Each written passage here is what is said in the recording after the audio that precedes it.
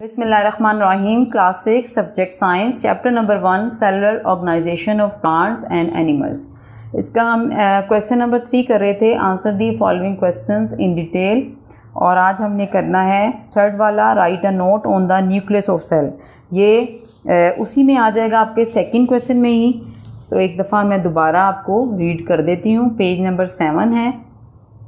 Question number 2 में भी इसका आंसर आता है और क्वेश्चन नंबर 3 में भी। Nucleus, the most important part of cell is nucleus. Cell का जो सबसे अहम हिस्सा है वो न्यूक्लियस है। It controls all the activities of cell. ये सेल के तमाम सरगर्मियों को कंट्रोल करता है। Therefore a nucleus is the control centre of cell. इसलिए न्यूक्लियस को कंट्रोल सेंटर भी कहते हैं। A thin membrane called nuclear membrane surround the nucleus. Nucleus के इर्द गिर्द जो मेम्ब्रेन होती है उसको हम कहते हैं जी न्यूक्लियर मेम्ब्रेन।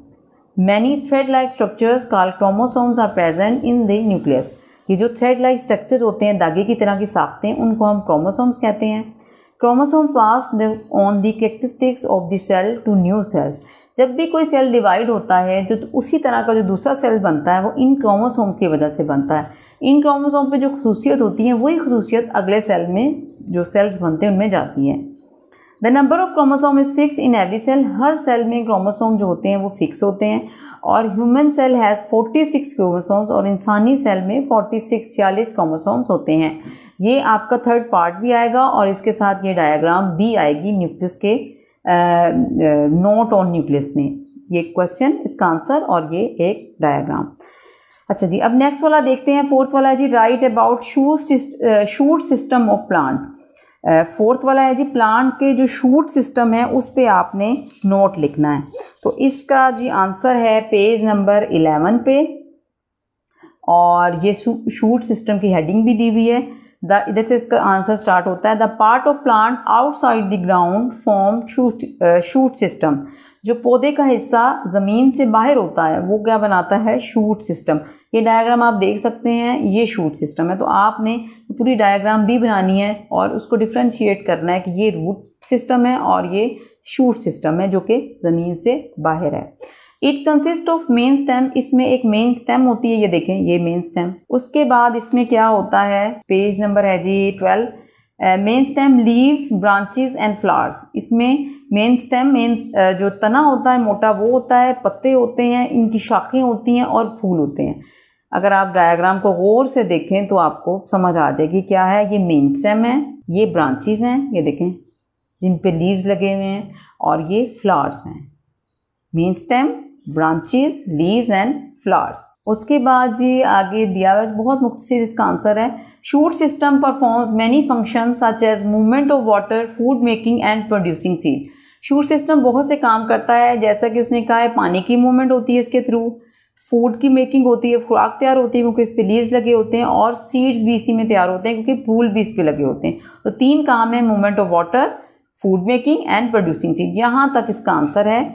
ये पिछले वाले 11 पेज से स्टार्ट होता है शूट सिस्टम की हेडिंग से, और 12 पेज पे अगर आप देखें तो 12 पेज की जो है शुरू वाले जो पैराग्राफ ख़त्म होता है वहाँ तक इसका आंसर जो है वो ख़त्म हो जाता है। ये हमारा 4th क्वेश्चन भी हो गया। अब 5th क्वेश्चन आप देखें जी, define a cell, a tissue, an organ system and an organism. आपने एक सेल, टिश्यू, ऑर्गन सिस्टम और ऑर्गेनिज्म की आपने डेफिनेशन जो है वो बतानी है। तो इसको हम स्टार्ट करते हैं।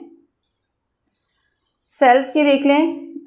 सेल्स की पेज नंबर 4 है और हेडिंग दी हुई है सेल की। A cell is a basic unit of structure and function of living organism. Living जो जानदार हैं, जिंदा जानदार हैं, उनके साख और फेल की जो बुनियादी इकाई है उसको हम कहते हैं cell. A cell is a basic unit of structure and function of living organism. Page number 4 पे एक डेफिनेशन है। फिर है जी एक डेफिनेशन पेज नंबर 9 पे। पेज नंबर 9 पे डेफिनेशन है टिश्यू की। Cells from tissue, a group of cells performing same function is called tissue. Cells का एक ऐसा ग्रुप जो कि एक जैसा ही काम करता है, that is called tissue. Page number 9 पे है। ये मैंने उसको हाईलाइट भी कर दिया और नंबरिंग भी दे दी है। A group of cells performing same function is called tissue. उसके बाद हमारे पास है जी ऑर्गन। ऑर्गन की डेफिनेशन है जी पेज नंबर अगर आप देखें 10 पे। और ये है इसकी दो मैंने की हैं, दोनों में से कोई भी आप कर सकते हैं। Different tissues group together to form organs, मुख्तलिफ टिश्यू जो हैं वो मिलकर ऑर्गन्स बनाते हैं। या फिर हो सकती है an organ is a made up of different tissue which work together, एक ऑर्गन मुख्तलिफ टिश्यू से मिलकर बना होता है जो कि इकट्ठा काम करते हैं। दोनों में से कोई भी हम कर सकते हैं। उसके बाद अगर आप देखें तो हमारे पास आती है जी ऑर्गन सिस्टम, वो है हमारे पास, ये देखें पेज नंबर 11 पे।